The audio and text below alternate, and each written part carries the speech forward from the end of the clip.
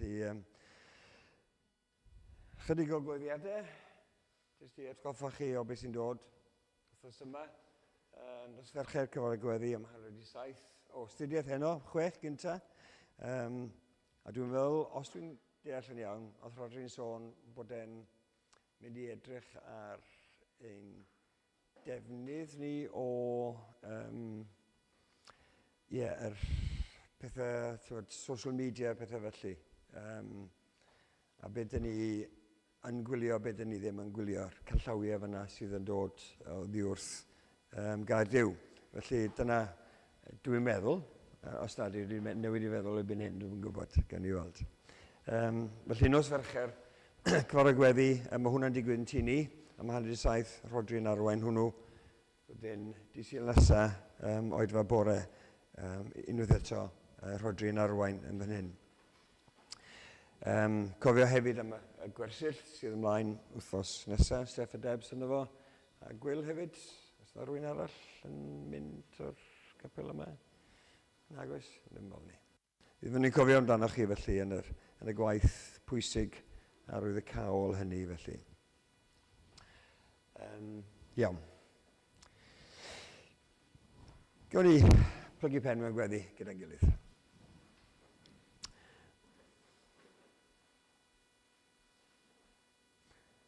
O ddiwynt tad wrth i ni nawr troi at y ti.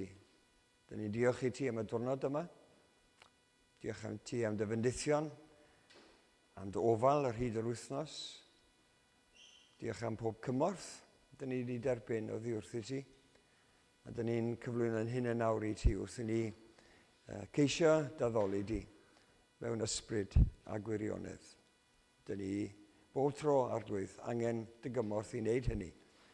Felly dyroi ni trwy dy ras di, yr ysbryd glân yn ei plith ni, wrth i ni geisio wneud hynny. A bod y cyfan yn dod â chlod a gogoniant i'n harglwydd Iesu Grist. Trwy ddo ef, dyn ni'n gweddio hyn. Amen. Dyn ni'n mynd i ganu dwy am un ar ôl llall. Mae'r un gyntaf yn sôn am ti i o'r gogoniant, ac wedyn dyn ni'n edrych ar Dduw ar arglwydd Iesu Grist wrth i ni ceisio addoli a dyrchafu clod i'r arglwydd Iesu Grist. Ac wedyn yr ail emyn yn sôn am be mae'r arglwydd Iesu Grist wedi wneud i ni drosom ni yn y lle cyntaf ar y groes ar Galfari. Daeth guddiau mi gyson y groes ar Galfari. A be mae hwnna'n golygu i ni felly wrth i ni ddod yma bore yma i addoli Duw. Felly ti ydy o'r gogoniant. Ac ar ôl i ni ganu rhain, fe ddaw Steff wedyn i wneud stori plant, a wedyn bydd Hywel yn ein harwain ni, Hywel plus, dwi'n siŵr iawn beth sy'n digwydd, ond Hywel harwain a darllen a gweddio ar ôl hynny. Felly, gawn ni godi gynnig. Cyn bod ni'n canu, gawn ni sefyll, os gwelwch yna, i adrodd sori, dwi'n ei neidio ymlaen, So ni'n mynd ôl i'r salm. Gawn ni sefyll i adrodd hwn gyda'n gilydd. Oherwydd bod ni'n dod at yr arglwydd a ceisio addoli Duw gyda'n gilydd. Ac wedyn ewn ni ymlaen i ganu. Salm 100. Bloeddiwch mewn gorfoledd i'r arglwydd. Olwch yr arglwydd mewn llawenydd. Dewch o'i flaen a chan. Gwybyddwch mae'r arglwydd sydd Dduw. Ef a'n gwnaeth, a'i eiddo ef ydym. Ei bobl a defaid ei borfa. Dewch i'w mewn i'w byrth a diolch, ac i'w gynteddau a mawl. Diolchwch iddo, bendithiwch ei enw. Oherwydd da yw'r arglwydd, y mae ei gariad hyd byth, a'i ffyddlondeb hyd genhedlaeth a chenhedlaeth.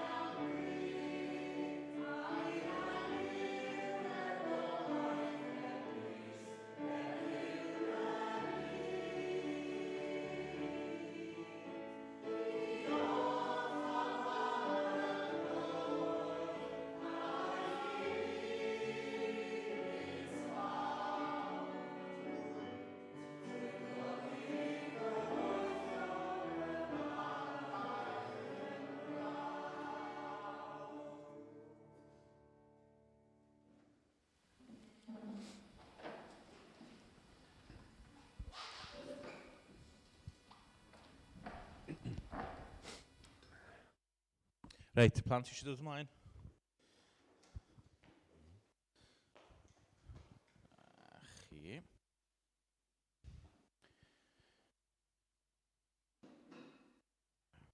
Iawn, pawb yn iawn bod yma? Ie? Dych chi'n eich gwyliau? Dim ysgol wrthos nesaf? Mae hwnna'n braf yn dydy. Ie, gwych. Dych chi'n hoffi chwarae gemau? Ydych? Dwi'n hoffi chwarae gemau hefyd. Dwi wedi dod â gem efo fi bore yma. Be di enw'r gem yma? Guess who? Ie. Mae'n deud ar y bocs ydy. Nes i'n deud bod yn gwestiwn anodd, na ddo? Wy'n mynd trio tricio chi. Right, so guess who? Dych chi eisiau chwarae guess who yn erbyn ni? Ie? OK. Dych chi eisiau bod yn lliw glas neu lliw coch? Glas. Dyna'r cwestiwn cyntaf. Dych chi wedi cael... Na chi. Right. Iawn. Yna i fod yn goch. Dyma'r bit sydd yn hwyl, ynda? Right. Iawn. Whoops. OK. Right. Nesa, ydych chi angen dewis cerdyn yn dydach. OK. Dych chi eisiau dewis cerdyn? Pwy sy'n mynd i dewis cerdyn? Right. Mae'n bwysig bod fi ddim yn ei weld o. Iawn, lovely. Right. Rhowch y cerdyn y fanna. Ac mi na i roed y cerdyn yn fama. Right. Pwy sy'n mynd i gael mynd gynta? Dych chi eisiau mynd gynta? OK. Gewch fi godi hwn i fyny. Mi godau o. Yn ofalus. A ni. Right. Gwan ta. Ewch chi gynta.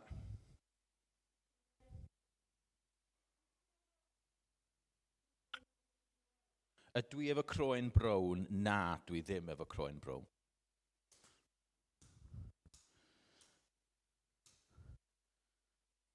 Right. Tra ydych chi'n neud hwnna, na i ofyn. Ydych chi yn ferch?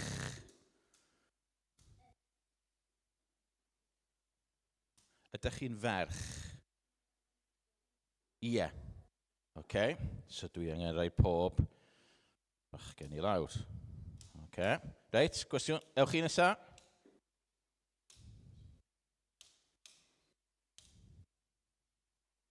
Ydw i'n fachgen? Ydw. Dwi'n fachgen.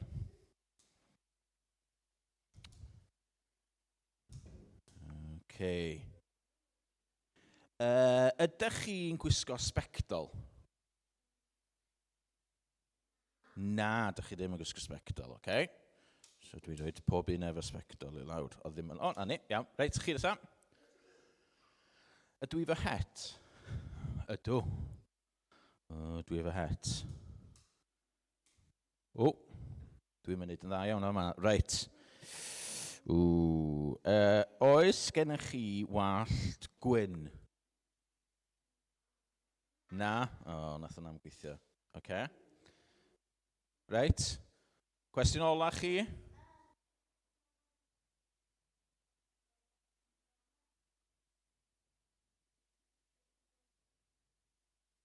Ydych chi'n gofyn, ydy o'n Dafydd?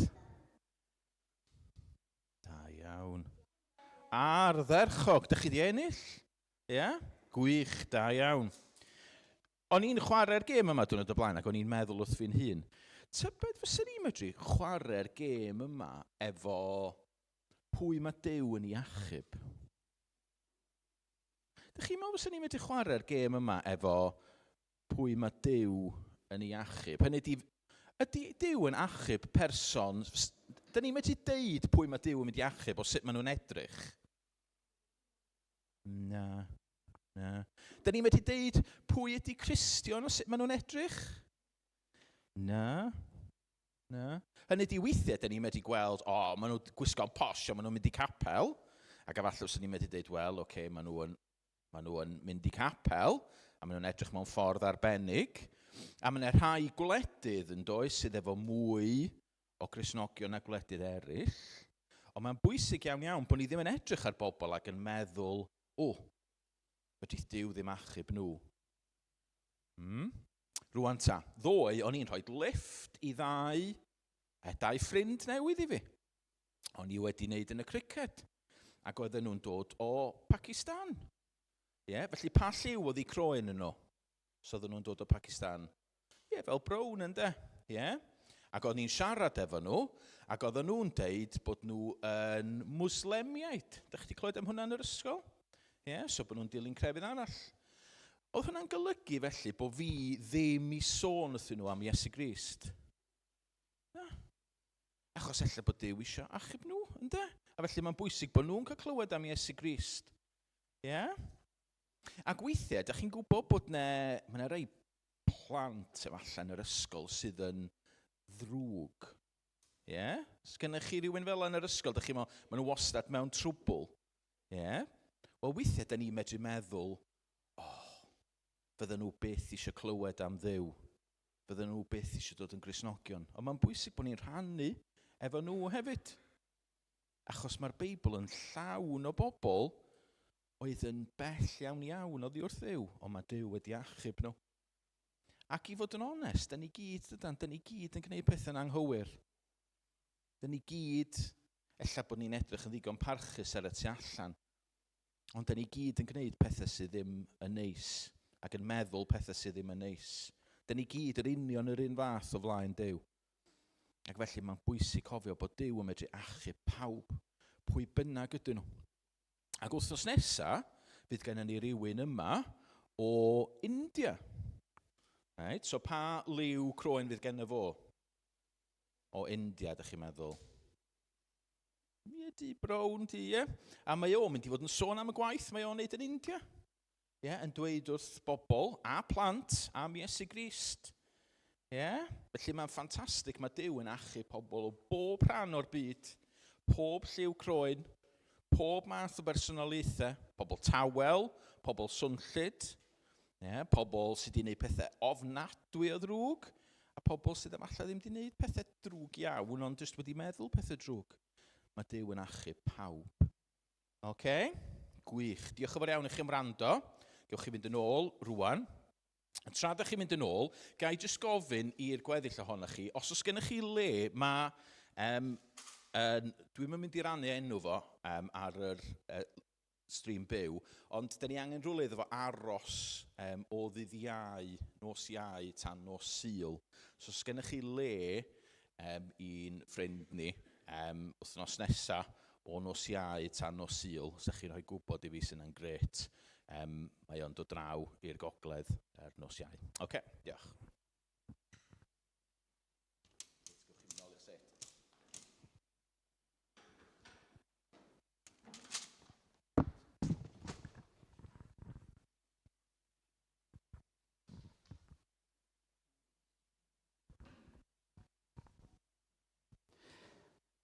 Am darlleniad ni bore yma yn dod o Cyntaf Chronicle, penod 16, ac mi fyddai'n darllen o adnod 23 hyd at 36, sydd hefyd ar y sgrin tu ôl i fi.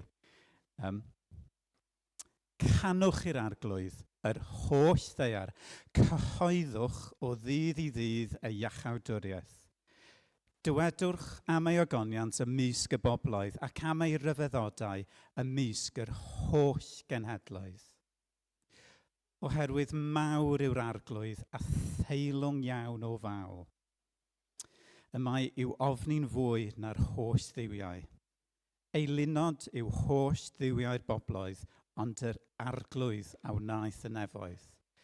Y mae anrhydedd a mawr y ddwy flaen, nerth a llawenydd yn ei fangre ef. Rhowch i'r arglwydd dylwythau'r cenhedloedd. Rhowch i'r arglwydd anrhydedd a nerth. Rhowch i'r arglwydd anrhydedd ei enw. Dygwch offrwm a dewch o'i flaen. Ymgrymwch i'r arglwydd yn ysblander ei sancteiddrwydd. Crynwch o'i flaen yr holl ddeiar, y nawr y mae'r byd yn sicr ac ni symudur.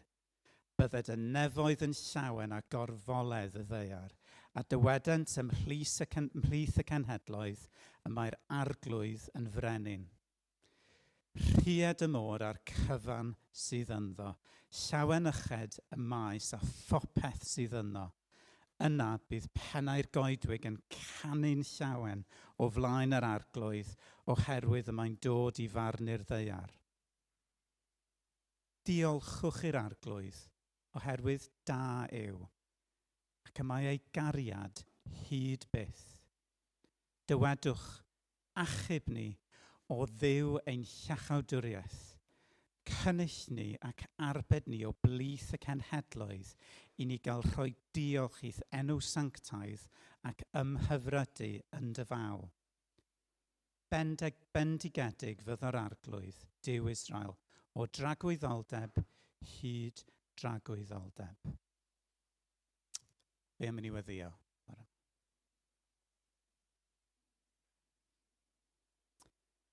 O arglwydd, da ni'n diolch i ti. Gan mai da wyt ti o Dduw. Da ni'n diolch i ti o Dduw am dy gariad. Y cariad sydd hyd byth o dad. Da ni'n diolch i ti am dy ras. A'r gras hwnnw a dalodd y pris yn llawn dros bob un ohono. Mae dyled da ni di greu o dad. Fe dales di'n llawn drwy dy fab. Da ni'n diolch i ti am y maddeuant da ni'n gael yn y groes, dad. Da ni'n diolch i ti am yr hyder sydd gyda ni o fod yn blant i Dduw. Dad, da ni'n diolch i ti am yr hyder sydd gyda ni yn addewidion, dy fod ti'n gweithio am holl peth yn daioni ni o dad. Yr hyder sydd gyda ni o fod yn deulu, yr hyder sydd gyda ni bod ni wedi cael yn galw yn o'r dyfwriad di. A da ni'n diolch i ti, dad. Dydyn ni'n heiddi hyn, da ni'n deilwng o hyn o dad. Ond da ni'n diolch i ti am dy ras, am dy gariad, am dy addewidion di dros ni o dad. Bore yma, dad, da ni eisiau gweddio am y gwaith dy eglwys di am y Mangor o Dduw. Da ni eisiau gweddio am waith y capel. Dad, ac am y gymuned yma am Henros Gwasanaeth, dad. Da ni'n diolch i ti am yn gosod ni'n fan hyn, am yn plannu ni ar ben y bryn yma am Henros Gwasanaeth, dad. A dyn gweddio bore yma, dad, i oleini di, lewyrchu dros dy'r fro yma, dad. A lewyrchu dros y gymuned yma. Helpa ni o dad i oleini'r lle yma gyda dy air a gyda dy gariad di, dad. Da ni'n gweddio bore yma'n rhai ni sy'n gweinydd y geithi, dad. Da ni'n cofio am Rodri, am Dafydd wrtho fo arwen bore yma'n fan hyn, am Dafydd draw yn Gwlad Pwyl ac am rhai ni sy'n ymroi'r gwersyll yr wythnos yma, dad. Neu di'n eneinio nhw. Wneith dy air di lifo drwyddyn nhw, dad. A da ni'n sefyll ar yr addewid, dad, dy fod dy air di byth yn dychwelyd yn wag. I dy air di heddiw ar wythnos hon, gael dylanwad, gael effaith o dad a trawsnewid. Trawsnewid bywydau ni, trawsnewid rhai ni sy'n glwyd dy air gwir a nerthol di. Dad, da ni'n meddwl am y gweinidogethau ni'n hunain bore yma, dad. Bob un ohonom ni, ti di'n plannu ni. Mewn teuluoedd, mewn strydoedd, mewn pentrefi, mewn swyddi, mewn cymdeithasau neu gorau, dad. Nid ar hap, nid ar ddamwain o Dduw, ond i dy gynllun di, i dy ddiben di. Helpa ni, dad, fod yn hyderus yn y llefydd hynny i ddatgan dy air di, i ddangos dy gariad di, i gamu allan, i estyn llaw, i ddangos gras, i garu rheini ti di gosod ar yn llwybr ni. Da ni'n diolch i ti o Dduw am yr anrhydedd o gael yn galw yn ôl dyfwriad, am yr anrhydedd o gael dy addoli di mewn gwirionedd. Helpa ni o Dduw i ddangos y cariad hynny i'r pawb ar yn trywydd ni, heddiw, yr wythnos hon, a gwastad o Dduw. Amen.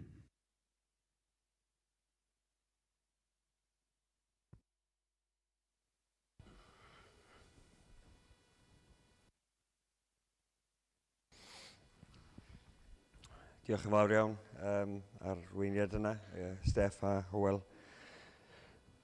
Mae'n gymorth mawr felly wrth ceisio arwain. Dyn ni am ganu gyda'n gilydd felly yr ail emyn, wel, y trydydd emyn mewn gwirionedd. Dyma gariad pwy a'i treitha, anchwiliadwy y diwedd. Dyma gariad i'w ddymderoedd byth ni threiddia, nef y nef. Dyma gariad, gwyd fy enaid, yw holl bethau gwael y llawr. Dyma gariad na'i'n ganu yn y bythol wynfyd mawr. Felly sôn am gariad Duw tuag ato ni, yn enwedig yn yr arglwydd Iesu Grist. Diolch.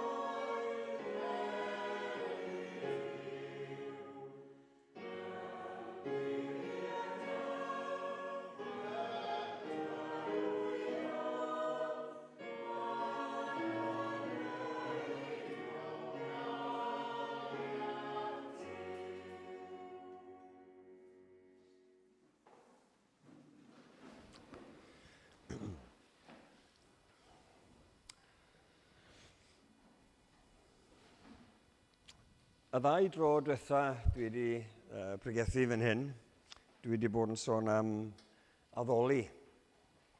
Y tro gyntaf oedd tynnu sylw chi at hanes Abraham yn Genesis 22 yn offrymu Isaac ac yn gofyn y cwestiwn beth nath i Abraham wneud i fyddhau i Dduw yn y fath weithred. A bod ni wedi dod i'r casgliad yna bod Abraham yn gwybod rhywbeth am Dduw oedd yn golygu bod e'n barod i fyddhau a fo yn unigol oedd yn gorfod wneud hynny.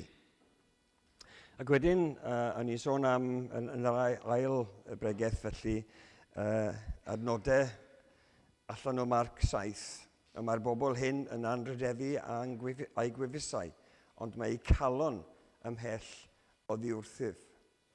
Yn sôn am bod addoliad Duw yn rhywbeth, nid yn unig mae'n dod yn unigol oddi wrthyn ni, ond mae'n cynnwys y cyfan sydd ohono ni.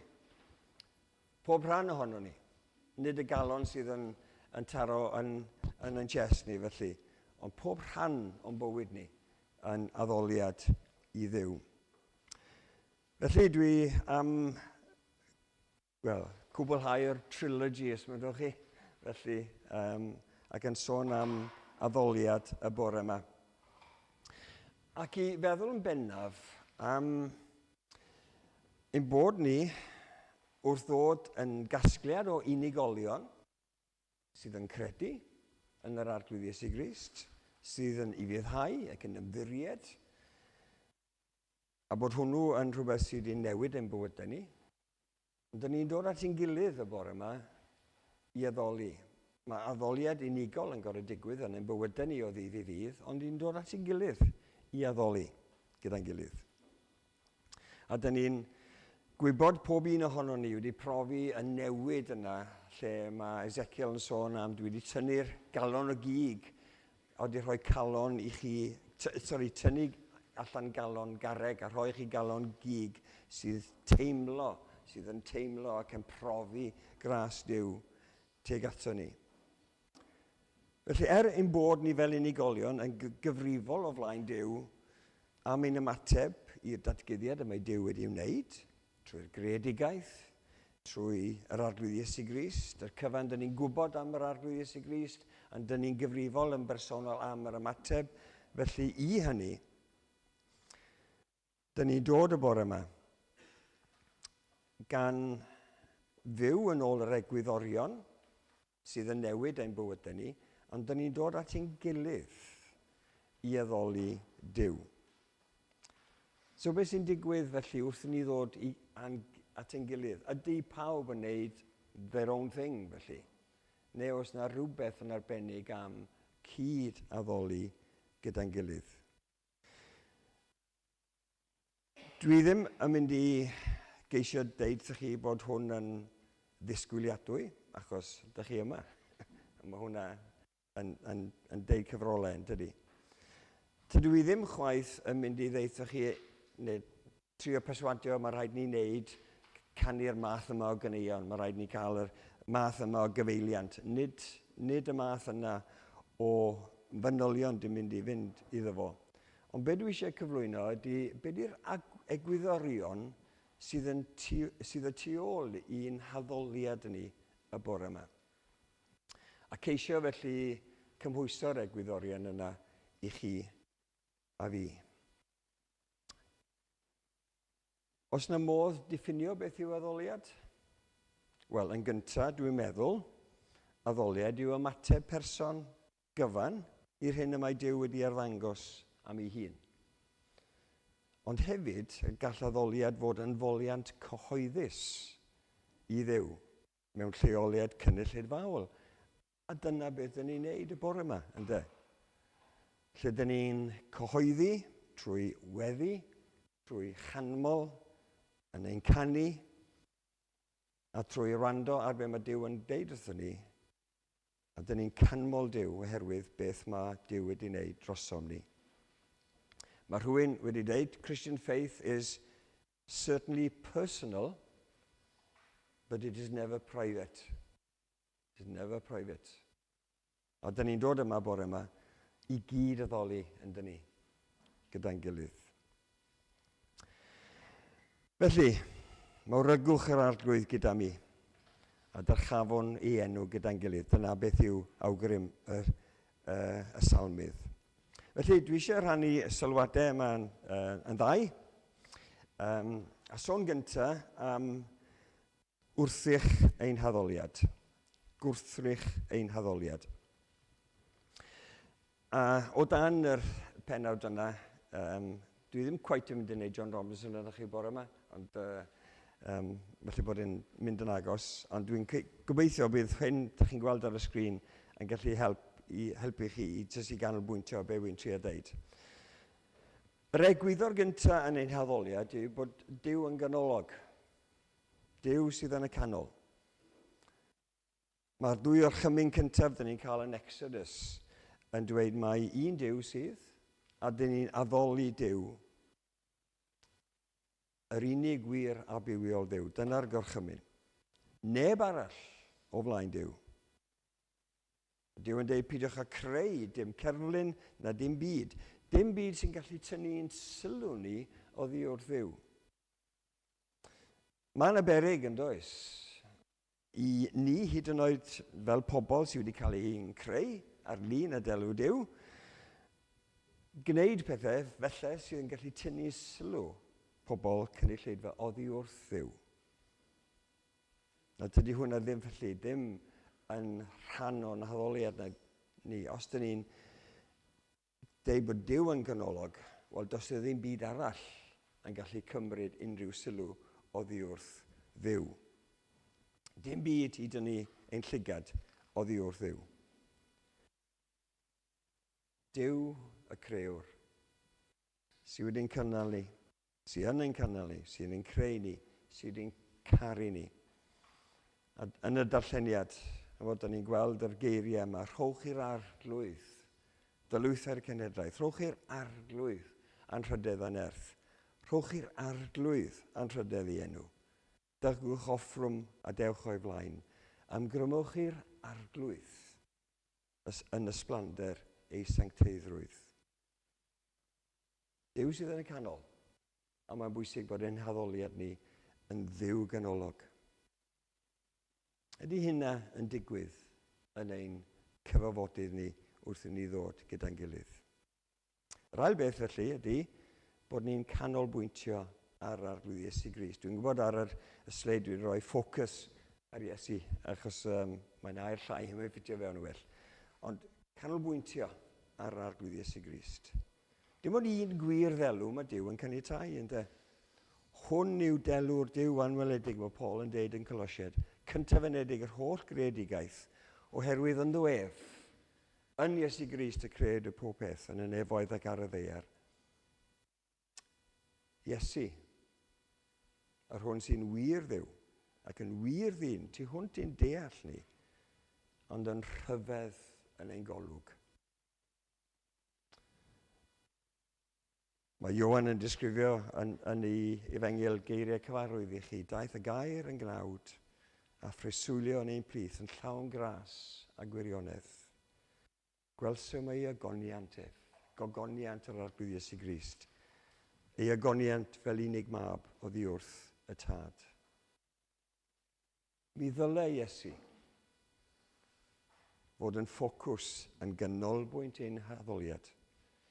Oherwydd, yn syml iawn, dyna canolbwynt gwaith achubol Duw, i'n achub ni trwy yr arglwydd Iesu Grist. Trwy Iesu Grist, mae'r ffordd o gymodi ni a Duw. Iesu Grist oedd yn cyflawni'r gwaith yna. Ac os ydych chi'n darllen Datguddiad pennod 5, ydych chi'n gweld bod addoliad fel mae Ioan yn ei weld e. Iesu Grist sydd yn derbyn yr addoliad a'r clod i gyd. Datguddiad 5, adnod 12. Meddent a llef uchel, teilwng yw'r oen, a laddwyd i dderbyn gallu cyfoeth, doethineb a nerth, anrhydedd, gogoniant a mawl. Felly bydd hi yn y nefoedd, bod yr arglwydd Iesu Grist yn ganolbwynt yr addoliad. A felly dyle hi fod wrth i ni addoli Duw gyda'n gilydd. Ydy hynny'n digwydd yn ein gwasanaethau ni? Dwi ddim yn deud bod e ddim, ond dwi jyst eisiau bod ni'n ymwybodol o beth dyle ddigwydd wrth i ni addoli Duw.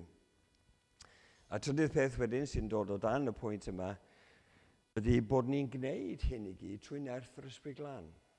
Duw yn ganolog, yr arglwydd Iesu Grist yn ffocws ein addoliad, ond bod ni'n gwneud hynny trwy nerth yr Ysbryd Glân.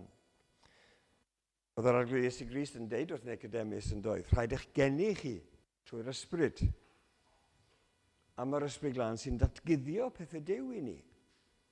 Dyna pwy, dyna agent Duw i'n dod â ni i fod yn Gristnogion yn y lle cyntaf, bod yr ysbryd yn agor ein calonau ni, agor ein llygad ni i weld rhyfeddodau am Dduw ac am yr arglwydd Iesu Grist. Trwy'r Ysbryd Glân, dyn ni wedi dod yn fyw lle gyntaf oedden ni'n farw i'r pethau yma. Mae Paul yn deud yn Rhufeinied ydy, cyfrifwch eich hunan fel rhai sy'n farw i bechod, ond sy'n fyw i Dduw yng Nghrist Iesu. A mae hynny wedi digwydd trwy waith yr Ysbryd Glân, yn ein bywhau ni, yn dod â ni i reality am awgwrionedd am yr arglwydd Iesu Grist. A mae gwaith yr Ysbryd Glân yn parhau yn ein bywydau ni, a mae gwaith yr Ysbryd Glân hefyd yn digwydd o fewn yr eglwys, ac wrth i ni ddod mewn addoliad. Mae'r Beibl yn deud bod ysbryd Duw ar waith yn ein plith ni wrth i ni ddod at ein gilydd, wrth i ni addoli. A mae'r doniau amrywiol sydd wedi cael ei roi i'r eglwys i'w cael ei defnyddio, ond bod mae angen bod yn ofalus sut maen nhw'n cael ei defnyddio. Mae Duw yn rhoi doniau pob un ohono ni, galluoedd i bob un ohono ni, i wasanaethu ef. Ond tydi'r doniau yna ddim fod yn cael ei dyrchafu, ond maen nhw'n cael ei gyflwyno i'r ysbryd glân, i defnyddio hynny ar ein cyfer ni. Mae Paul yn trin hwn yn cyntaf Corinthiaid 12. Mae amrywiaeth doniau, ond un ysbryd sy'n ei rhoi, mae'r ysbryd glân yn gweithio trwy'r eglwys ac yn yr eglwys. Ac mae amryw gweinidogaethau. Ond un arglwydd sydd yn rhoi, mae'r arglwydd yn rhoi ni'r doniau yma. Felly pan dyn ni'n dod mewn addoliad, nid yn ein nerth yn hunain, dyn ni'n gwneud unrhyw beth. Oherwydd, os dyn ni'n gwneud hynny yn ein nerth yn hunain, dyn ni'n tynnu sylw at ein hunain, a peidio rhoi sylw taladwy i Dduw ac i'r arglwydd Iesu Grist trwy nerth yr ysbryd glân. A mae'n bwysig bod ni'n cofio hyn, yn tydi? O'r ysbryd glân sy'n ar waith. Hyd yn oed yn ein haddoliad ni y bore yma. Wrth i fi geisio cyflwyno hyn, wrth i chi wrando. Ni gwyddi bod yr ysbryd glân ar waith yn ein plith ni. Oherwydd trwy'r ysbryd, dyn ni'n derbyn y ddoethineb i wneud hyn ac i addoli Duw mewn ysbryd a gwirionedd. Lle ydyn ni'n dod y bore yma gan geisio nerth yr ysbryd glân? Dyn ni'n dod yn ein nerth yn hyn? Neu dyn ni'n ceisio nerth yr ysbryd glân? Fel bod ein haddoliad ni yn wir addoliad. I ofyn i'r ysbryd glân i ddatguddio, i'n helpu ni, i ddeall ac i weithio allan yr hyn sydd yn rhan o'n addoliad ni. Ac wedyn, y tri peth yna, ac o dan y cyfan, mae'r Duw yn ganolog, mae gwaith yr ysbryd glân, gwaith yr arglwydd Iesu Grist yn ffocws i hynny, a bod yr ysbryd glân yn nerthu ni addoli. Mae'r cyfan dyn ni'n neud ar sail gair Duw, beth sydd yn y Beibl. Mae'r gair yn rhywbeth ddiddorol yn tydi mewn gwirionedd. Dyn ni'n gwybod bod gair trwy air Duw yn y dechrau, mi ddaeth y byd i fod. A mae'r gair sy'n cael ei gyflwyno yn Ioan yn sôn am yr arglwydd Iesu Grist yn dod i'r byd yma. Hon yw'r dystiolaeth bod Duw wedi rhoi ni fywyd trigwyddol a mae'r bywyd yma yn ei fab. Dyn ni'n ffocus unwaith eto ar arglwydd Iesu Grist. Mae'r Beibl yn cryfhau y tri peth yna dwi wedi sôn amdano fo. Yr efengyl yn newyddion da i bobl. A beth oedd yr arglwydd Iesu Grist yn wneud oedd pregethu ynde. Mae rhaid i mi gyhoeddi'r newid da am deyrnas Dduw i'r trefi eraill. Mae'r arglwydd Iesu Grist yn deud, a mae'n symud o le i le yn cyhoeddi'r gair, yn pregethu, yn cyflwyno be mae Duw wedi rhoi i ni yn y Beibl, bod y cyfan yn sail i'r hyn dyn ni'n neud, hyd yn oed yn ein haddoliad o sil i sil. Be mae Paul yn deud yn Rhufeiniaid? Sut mae bobl i glywed yr efengyl, ond bod rhywun yn mynd allan, yn cyhoeddi'r efengyl. Oherwydd yng ysgrythur, bydd pob un sy'n galw ar enw'r arglwydd yn cael ei achub pwy bynnag yw. Steff yn sôn am hynny bore yma. Ond sut mae pobl i alw ar rhywun nad ydynt wedi credu ynddo fo?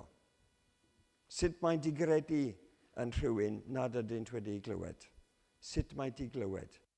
Yd fod rhywun yn pregethu, yn sôn am, yn cyflwynio geiriau yn seiliedig ar y gair, yr arglwydd Iesu Grist, a'r wedyn yr ysgrythur mae Duw wedi rhoi i ni.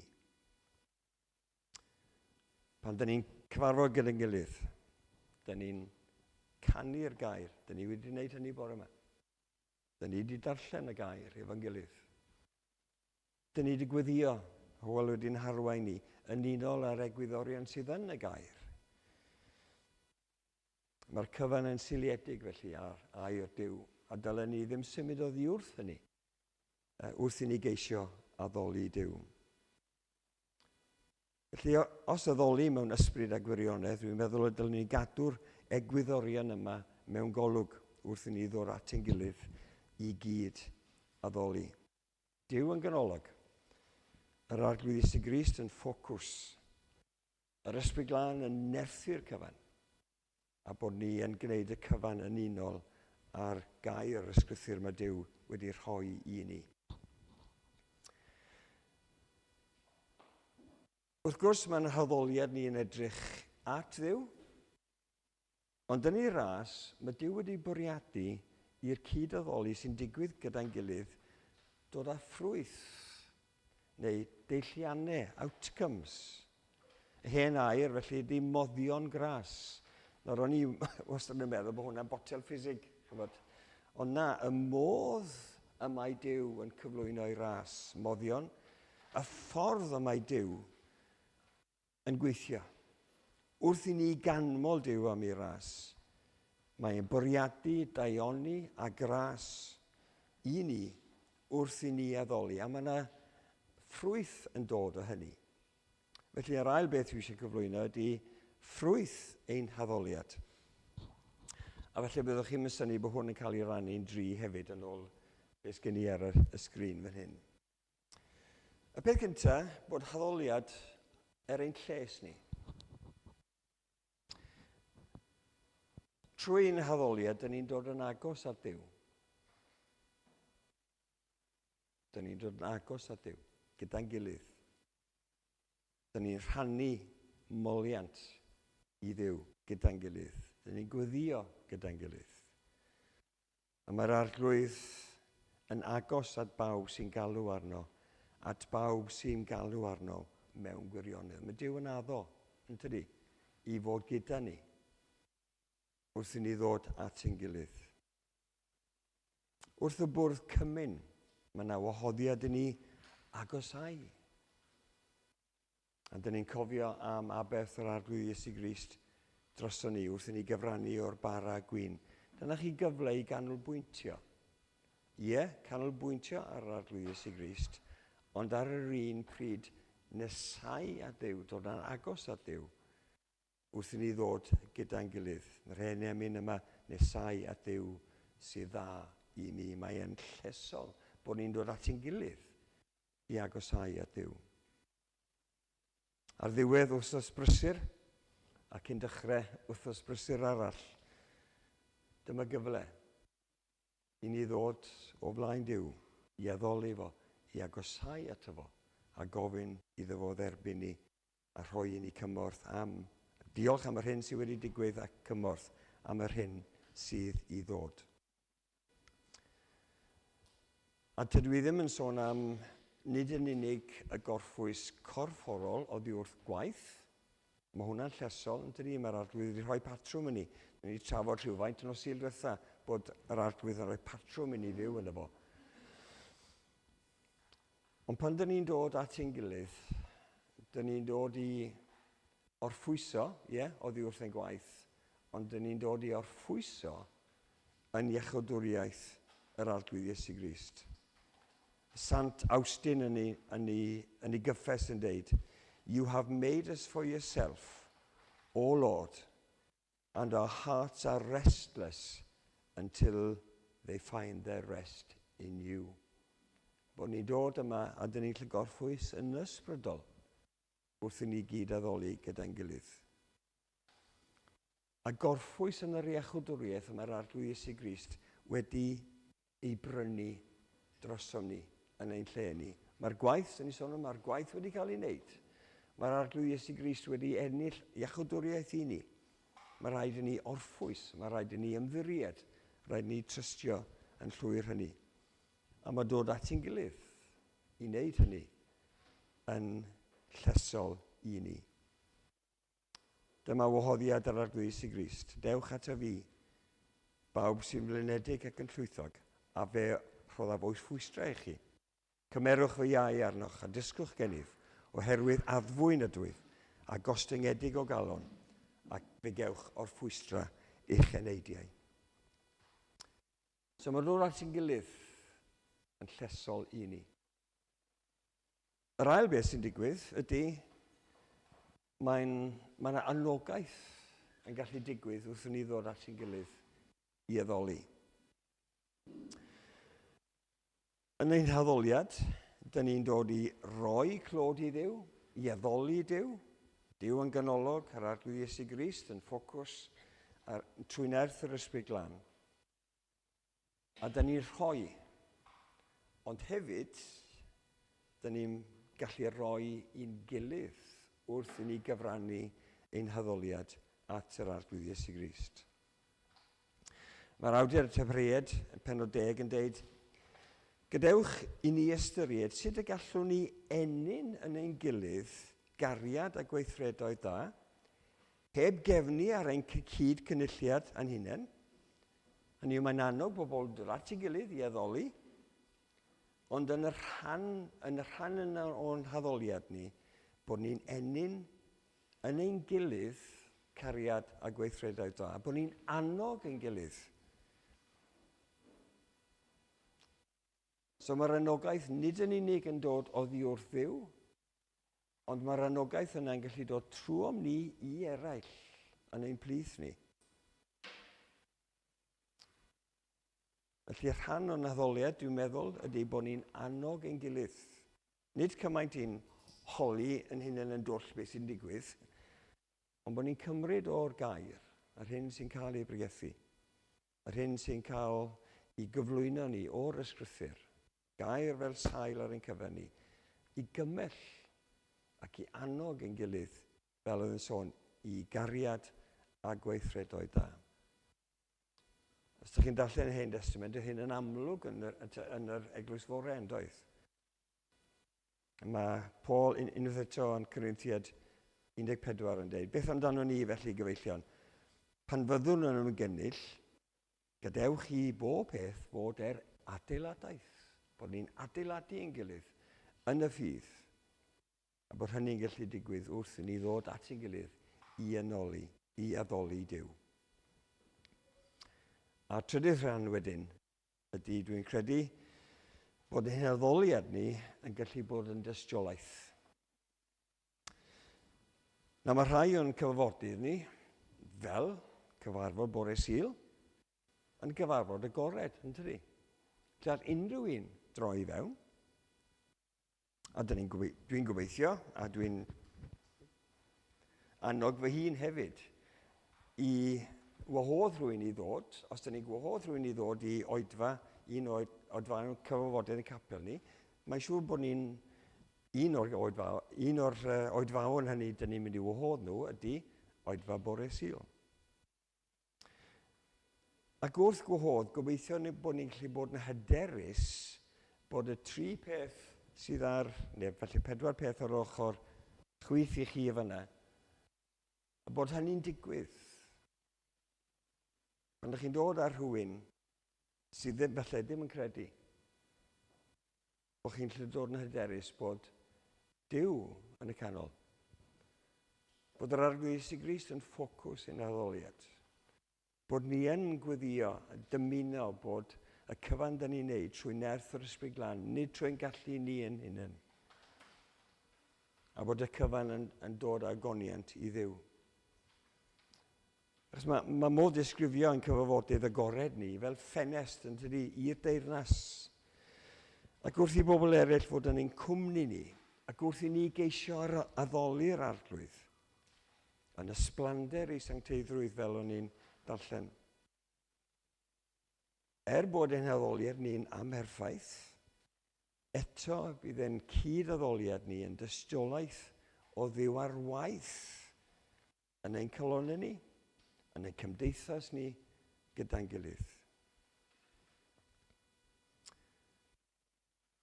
Dyn ni'n dymuno bod ein ymwneud â'n gilydd, felly ar ddiwedd Gwasanaeth, yn dystiolaeth i ras a chariad Duw. Pan mae rhywun yn dod i fewn i gweld sut dyn ni'n trin ein gilydd, sut dyn ni'n annog ein gilydd, sut dyn ni'n caru ein gilydd.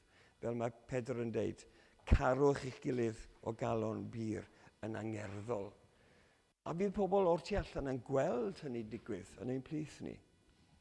A bod hynny'n dod â chlod i Dduw.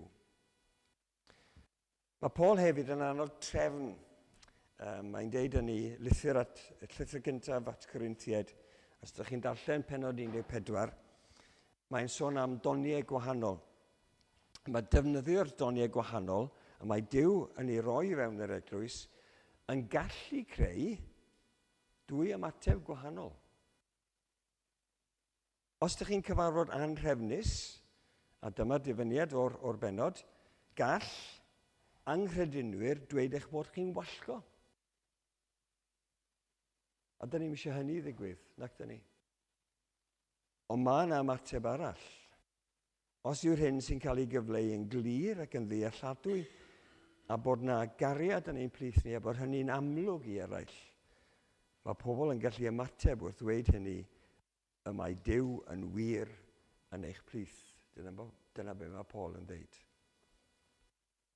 Felly wrth i ni feddwl am y ddoliad, beth yw'n dymuniad ni fel pobl?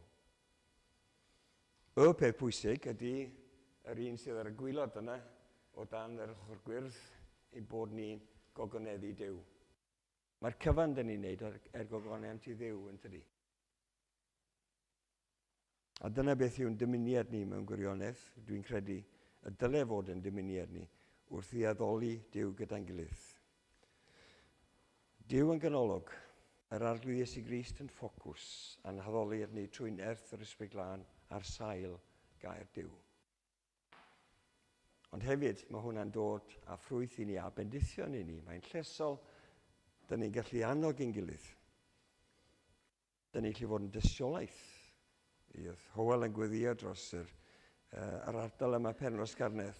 Dyn ni wir yn gweddio bydd y pobl yn troi mewn. Ac wrth iddyn nhw droi mewn, byddwn nhw'n gallu gweud, mae Duw yn wir yn eich plith. Felly, i orffen gyda hyn, mae Paul yn deud, beth amdani yn ti gyfeillion? Pan fyddwch yn ymgynnull, bydd gan bob un ei salm, a hwnna'n ddiddorol, dydi, pob un ei salm. Nawr, dwi'n gwybod yn y drefn dyn ni fel arfer yn wneud, chydig sy'n sefyll i ddeud pethau. Felly, dwi'n gwybod, ni feddwl am drefn gwahanol, dwi ddim yn gwybod. Gan bob un ei salm, ei air o hyfforddiant, ei ddatguddiad, ei lefaru a thyfodau, ei ddihongliad. Ond mae'r cyfan yn gorfod bod trwy waith yr Ysbryd Glân ar sail y gair yn tydi. Gadewch i bob peth bod adeiladaeth, ein lles, adeiladaeth ac dystiolaeth i bobl eraill sy'n troi i fewn. Gai adael chi efo'r adnod ola. Felly, ar sleid nesaf. Bendigedig fyddo'r arglwydd Duw Israel, o dragwyddoldeb hyd dragwyddoldeb. A dywedodd yr holl bobl, Amen. A moli'r arglwydd. Felly gawn ni foli'r arglwydd, felly trwy ganu gyda'n gilydd. Dwi wedi dewis dwy emyn i ganu ar y diwedd. Mae'r emyn gyntaf'n sôn am yr eglwys. Mae'n deml daearol Duw. Mae'n ddinas olau. Newn ni ganu hwn gyda'n gilydd. A mae angen yr Ysbryd Glân i fod i alluniog i fod yn dyst i'r arglwydd. Ac wedyn newn ni orffen efo canmol yr arglwydd Iesu Grist. Ti yw'r oen a laddwyd ac sydd eto'n fyw. Fi yw'r un gyfododd, fi'n farw ac yw'n fyw, ac gwele rwy'n fyw oes oesoedd mwy. Felly, diolch.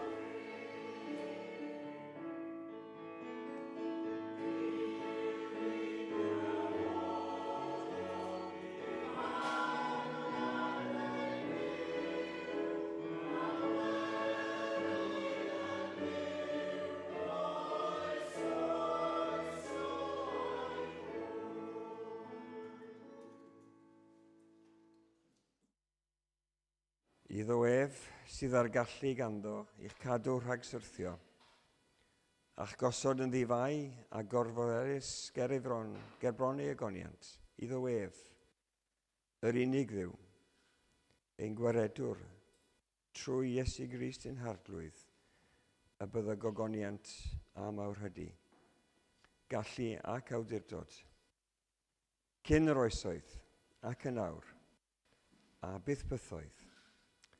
Amen.